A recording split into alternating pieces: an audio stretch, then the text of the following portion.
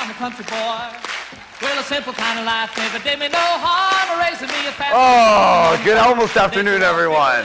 And to the people in the back, good evening and good night.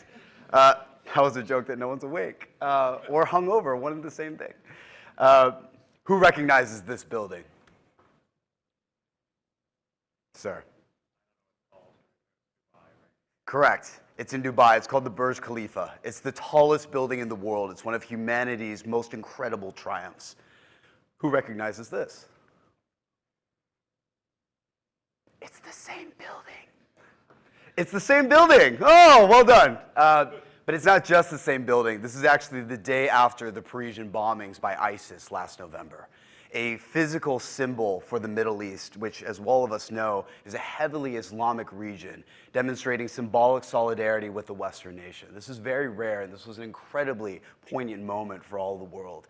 Humanity has always tried to be better than itself, whether it's to surpass our greatest physical limitations, the tallest buildings, the largest malls, the greatest amusement parks. Yes, by the way, all three of those are weirdly in Dubai, because oil, for now, and then who knows? But more importantly, we've tried to surmount our inner constraints.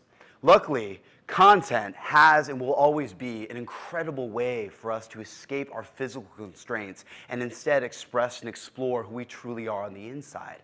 I may never be a pilot, for instance, but I can absolutely ride shotgun in an X-Wing, which is from Star Wars.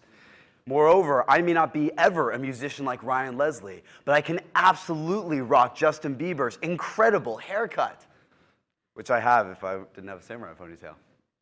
Now, you've heard a lot over the past few days, and I think we can all agree, there's a lot of hype in general around the new media industry. But I think largely, as someone who was in it in the very early days, like many of you, so much of it is either too incremental to be interesting or too far or too long-term to be actually tenable today. So instead, in the final X number of minutes, I wanted to focus on not only what's relevant now, but what will be relevant over the next 24 to 30 months. Moreover, as a good millennial, I'm not going to focus at all on revenue because I don't know how money works. Instead, because it grows on trees for my parents, so I can spend money on kale and beer. But instead, I'll focus specifically. You're all laughing in pigs. You're like, oh my God, I'm getting dry. But instead, I'm going to focus solely on content, which, as we all know, even in this age of community and so forth, content is still what wins. These are what I would say are the 8 broadest new media trends that we'll see today, and we'll visit each one, some more than others. Who recognizes this young man? You're not allowed to say, David. This is not me, for those of you with bad eyesight. That would be super self-aggrandized. That would be a Trump move. This is Ryan Higa. I first met Ryan in 2011 at a conference called VidCon. It's now become the world's largest online video convention. Ryan is the most subscribed to male comedian in the world on YouTube. But in contrast to most of his traditional media counterparts, Ryan does not sing. He's not a classically trained actor, and as you can probably see if you have good eyesight, he's also not white. On television, fewer than 3% of faces that you see that look like Ryan's and mine are actually Asian. Whereas on YouTube, 15% of the top 50 most subscribed to creator channels are powered by the Asian diaspora. The notion of niche becoming normal means that eyeballs are moving from the head and far closer to the torso and tail. This is not, by the way, unique to new media. You see this in traditional music industry that Ryan comes from as well. Who recognizes 3/4 of this face? Who's cried to 3/4 of this face? Everyone's like, oh my God, I'm crying again. This is, of course, Adele. For the last 5 years, indie label market share in this country has increased, where the last 3 years, every one of the major labels' market shares has actually decreased, to the point where in the last 2 years, indie label market share has actually exceeded that of the largest major label, Universal, period. Now, that's not to say that my cousin who likes kale and plays the ukulele in his bedroom or his mother's basement is making more money than Adele, by no means. But it is to say that individual tastes have always been nuanced. And now, because of the disintermediation that platforms like Spotify, like SoundCloud, and like YouTube provide, you can now get access to those nuanced tastes, and we are an aggregate. You see this at a debundled level as well. You heard from Sahil on Sunday, whether it's in K-dramas on Drama Fever, or weirdly, once again Asian, anime on Crunchyroll. You see this in Puerto Rican bands like Boyce Avenue, or in the belly of content with Netflix. Niche has quickly become the new normal. So the question now becomes, how do you optimize for niche? Because at some point, you can slice something as much as you'd like, but it actually won't be successful. An underwater basket weaving SVOD platform, for instance, will be about as successful as your child on your Vans bunker sister that says they're a blue ribbon student. And so, sorry, that did not land well. Sorry to the parents who do that too, oh my God. And so you can think about niches in sort of three ways. First and foremost is, of course, by topic or by interest. Enter K-drama and drama fever. The second is by proximity. You and I may have an affinity because we share an alma mater. And then third, you can slice these sort of niche points of content by demographic. This is what Fullscreen is trying to do with their new SVOD platform, slicing it for a certain segment of millennials. The next theme I call phoenixing. One of the dirty little secrets of open platforms like YouTube is that 60% of viewing time on any given day is on content that's over a year old.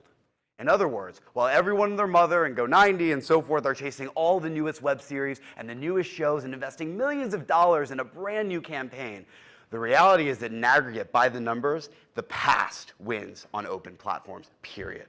The trick with phoenixing content, though, is, of course, how do you not only surface this content in clever ways, but how do you repackage it so that it's not only commercially viable, but also consumable by your audience? There are two ways, once again, to think about, I think, phoenixing. One is by temporality. How many of you have gone to Facebook and, for better and worse, seen, on this day in history, you made these mistakes? He's laughing because he experienced it yesterday. Do you know what I mean by that? They're surfacing what you've already created. This makes a lot of business sense because A, your production costs are effectively zero. The content exists. Again, the trick is just using the algorithm to surface it again. The second way that you can, of course, phoenix is through the topic itself. BuzzFeed, far and above anyone else, reigns in this capacity. Whether it's niche content like Power Ranger affinity or what you do as a Filipino in the streets of Manila, BuzzFeed owns topical phoenixing. Who recognizes who this is? Sir. This is the A+ student. This is why you sat in the front. Who's this? This is James Bond. Who's this? Who are these? Harry Potter and friends. What is this? It's Star Wars. What do all three of these, more importantly, though, have in common? Don't be shy. Correct, they are established brands. That's absolutely right. Be more American superlative. What are these number one in? Good. Box office is super close. These are the three most lucrative content franchises in history, period. Period. Not just films, they're not just books. They are continuous multimedia experiences. They are books that become films, that become TV shows, and so forth. In short, again, they are universes. Investing in universes is good business as well. Not only are you able to streamline your content production across multiple platforms, which, as you all know, across every age segment, people are multi-platform, but B, you're also able to avoid cold start issues of restarting a new web series or restarting a new campaign. One of the best examples is actually in this room. The Lizzie Bennet Diaries below was a modern-day adaptation of Pride and Prejudice created by my friend David Tochterman and my old buddy Bernie Sue. It is the only YouTube-born web series to ever win a Primetime Creative Emmy, period. One of the incredible things about it is it not only seeded different plot points for multiple platforms, but also created authentic voices across multiple platforms. So the question then becomes, how do I actually create a universe? I think about it as sort of an inverted funnel in three ways. Number one is you have your anchor platform. So there's been a lot of debate of, is there value to having an owned and operated property? Is there value to having a website? The answer, by the way, is yes. Because a lot of your superfans want a comprehensive experience that you can purely own and execute against. Now again, it'll be a minority of your audience, but that minority often drives a majority or interesting percentage of engagement. The second rung is then engagement platforms. What are those platforms that you not only distribute on, but you also can engage in a bidirectional fashion with your audience? And then finally are the reach platforms. What are those places that you can just distribute content in clever ways? Now, there is a school of thought that says Burger King is better than McDonald's. They're wrong. There's also a school of thought that says that owning access to content is actually more important than owning assets or content. In other words, that community or the crowd is king. So let's dive into this. Community owning and audience building begins with one thing, and that is zero-click access. The more that you can disintermediate access between your content and the consumers who love them, the more you'll be able to be present. This is really easily articulated through the way sort of Google evolved and how that translates now to how devices are evolving. For instance, Google began as a Google search button because that in theory was how they saw the world and how they wanted us to enter the internet. They then realized very quickly, and this actually happened sequentially, that, oh, there's something beyond the Google search bar. There's actually a Google browser where everything lives. But moreover, there's not just a browser, there's stuff that lives under the browser. In other words, an operating system now known as Android.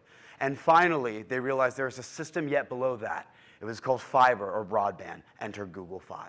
It's a very obvious evolution, and this is exactly sequentially how Google's evolved, and you see a very similar sensibility in devices. It's no surprise and very obvious that wearables first on your wrist and then on your eyes, and at some point in augmented reality and VR will arise at some point. We all know the challenges with all the above. But the reason they sing is because they provide zero-click access. Having a wearable on my wrist reduces the click because I no longer need to pull out the stone of my phone out of my pocket. The reason that eyewear makes sense is because 90% of the content that you consume is from your eyeballs, so forth and so on. The second theme is Pareto's principle. Who knows what Pareto's principle is? 80-20 rule, exactly right. One of the dirty little secrets, again, of YouTube is that, and actually Facebook as well, is that 20% of users drive 80% of engagement, period. This is especially true when you go to certain big niches like gaming. One of the other dirty secrets of YouTube is that e-gaming on YouTube, the top 5% of viewers drive 65% of viewing time of gaming content on YouTube, period. And because it's still largely an AVOD platform, that means a 65% invariably of revenue as well. Superfans have always driven the majority of engagement and oftentimes revenue. They are the first people in line at a box office. They're the first people to share out new content. And because of their sort of forerunning, they're often seen as tastemakers in their own right. And they expect much more. This, of course, is a brony. Or is anyone a brony in here? All right, so for those of us uninitiated, a brony are the unfortunate men of the world who like My Little Pony. These people exist. But it's also one of those beautiful things that we're superfans sing. Now, superfans, like our brony friend, we'll call him Billy Bob, because he looks like Billy. Billy Bob doesn't just want a commensurate experience to an average fan on YouTube or Facebook. He wants a heightened experience. And so we like to think about it in 3 different ways. And of course, it's a misspelled acronym. The first is by providing people like Billy with greater access points between them and the content they love. This is why features like live streaming really sing. Second is, of course, status. How do you enable someone who's a fan to actually elevate themselves and become a super fan in their own right, or a tastemaker, or a community leader in their own right? And then finally is experience. How do you have a non-content-based experience that trumps the content itself? An experience that money cannot buy. Something like rewards, giveaways, and so forth. Oh, excuse me. The next theme. Who knows what the most prolific content producer in the world is? Of premium content, excuse me. It's okay, there are no stupid answers, only stupid people. You're like, oh my God, I'm so nervous now. Just take a guess. Most prolific producer of premium content in the world, by units, not by time. Bollywood. Good man, it's Bollywood in India. Well done. See, there are smart people in the room. What's number 2? See, everyone's a genius. You win too. It's Nigeria. Based in Lagos, Nigeria, Nollywood is the second most prolific producer of premium content in the world. This is a scene from one of the pieces of content. Now, a lot of their content is fairly I say similar / identical. It's all sort of bad rom-coms. But nonetheless, there's an incredible audience for it because about 14% of the African diaspora is actually Nigerian. Akon's Nigerian, for instance, right? So there's an incredible diaspora for this. You see that on most open global platforms like Facebook, like YouTube, and like Instagram, the fastest growing markets, as I think most of us know, are those that are emerging. Sub-Saharan Africa, Southeast Asia, the Middle East. And this is still even true for the more saturated platforms. Jakarta, for instance, is Twitter's still most active city per capita in the world. Instagram's most active country per capita is Thailand. et cetera, et cetera. I think what's really interesting about export and import, though, is that a lot of these countries are actually incredibly amenable to the import of content. Southeast Asia, for instance, far more than the rest of East Asia, actually wildly welcomes Western platforms and quite a bit of Western content. It's an incredible opportunity for a lot of people who live here. Next, who recognizes this? It's called Survivor. Okay, there we go. People are like, I just want to go eat and leave. So Survivor. Many of you probably remember the show. About a fifth of our time online is spent on social networks, where a majority of content created and consumed is actually UGC content. When you can collect and harness the crowd, you can create incredible experiences. The last time a major TV format was created was about 15 years ago through a little show called Survivor. Now, the trick with collaborative crowdsourced storytelling is A, how do you have a creative prompt that's amenable to a critical mass of community? And then B, far more challenging, is how do you package it in a way that, once again, is critically compelling, but also commercially viable? I like to think about this in a couple ways. One is collaborative crowdsourced storytelling in its most basic form is curation, enter the fat Jew. It's something that you yourself create. Companies like Juke and Media and others do this incredibly well. But I think far more interesting is creating a gestalt. In other words, creating a sum that is greater than its individual parts and empowering the crowd to do so. And this is where Snapchat Stories, by far the most interesting play in collaborative crowdsourced storytelling, sings. This is the way I like to think about sort of Snapchat Stories. Empirically, human beings convene for two reasons. One is by similar topic. You and I may be fans of Chris Brown, the music, not the man, and so we'll be friends. And two, by proximity or time. You and I may be friends because we share an alma mater, or we attend Coachella together, or Burning Man, right? And so this is the way I like to think about Snapchat Stories. Snapchat Stories have effectively played on both sides of this spectrum, so that they're at once amenable to you immediately, but also amenable to you in sort of lifelong, universally applicable themes. And finally, last but certainly not least, is purpose. With a superfluous number of social networks, commoditized content, and so forth, it's harder than ever, but all the more vital for you to be present when you cannot be. And one of the easiest ways to do this is to represent something that is greater than yourself. And so, quick history lesson. Millennials and centennials, which is many people in this room, and sorry, maybe some of your kids, were raised by a generation that truly believed it could do absolutely anything, as you all know, right? Baby boomers and post-World War II fervor created more global real superpowers in the following 4 decades than the last 2 centuries combined. Moreover, you saw the arrival, the true arrival, of several incredible instances of social mobility. Enter the true arrival of the middle class. That insane sense of optimism by our parents was imbued in each of us, and therein lies the fundamental problem. Despite this theory, sort of boundless potential, global youth unemployment continues to rise, and it actually exacerbates in certain regions, and often if you're a woman. The problem with this, moreover, is that the year that I graduated in 2009, 2010, 200% more of my peers were actually unemployed than the previous year. In other words, the world that you were promised by your parents psychologically almost didn't seem to exist. The quarter-life crisis, as it were, has sort of become the new midlife crisis. When this happens to you, you start to sort of reflect on sort of why you exist, right? If your foundations are sort of shaken to the ground. One of the reasons why millennials and centennials at a foundational level prioritize authenticity and intimacy, which we hear about a lot in content, is because of that lack of identity. They're looking for something more nuanced and something more human. And this desire has become so powerful that it has actually matched and in some case exceeded the importance of production quality itself. Who recognizes this young lady? One of you. This is Talia Joy Castellano. Talia was 7 when she was diagnosed with neuroblastoma, which is an unfortunately common form of childhood cancer. Raise your hand if you've ever been touched by cancer or yourself or by a family member. Most hands should actually be up by the numbers, or some people are just shy. So you know what it feels like when I say that when Talia was 7, she was wearing a wig when most of her friends were learning how to braid. By the time Talia turned 11, she did the last thing that any cancer patient, needless to say a child, would ever do. She showed the world her weakness, and she started uploading to YouTube. That first video was called Crazy Eyeliner, and yes, of course, many people thought she was crazy to do it, and it garnered over 30,000 views for, again, the last thing that anyone would associate with a cancer patient. Talia had created a beauty channel. The incredible thing about Talia is by the time she turned 12, she had amassed more than 700,000 subscribers to her YouTube channel from all around the world. People were, coming in from, Britain and Boston and Bangalore, etc., all cheering her on through her 3 bouts of cancer, her video diaries, and of course, to her, most importantly, her beauty tutorials. I think the incredible thing about Talia to me is that she is a niche in a niche in a niche. She is not just a guru on the internet, she is a beauty guru. And she's not just a beauty guru, she's a makeup guru. And she's not just a guru, she is a terminally ill child, period. And despite this fracture, everyone watched her, all sorts of strangers.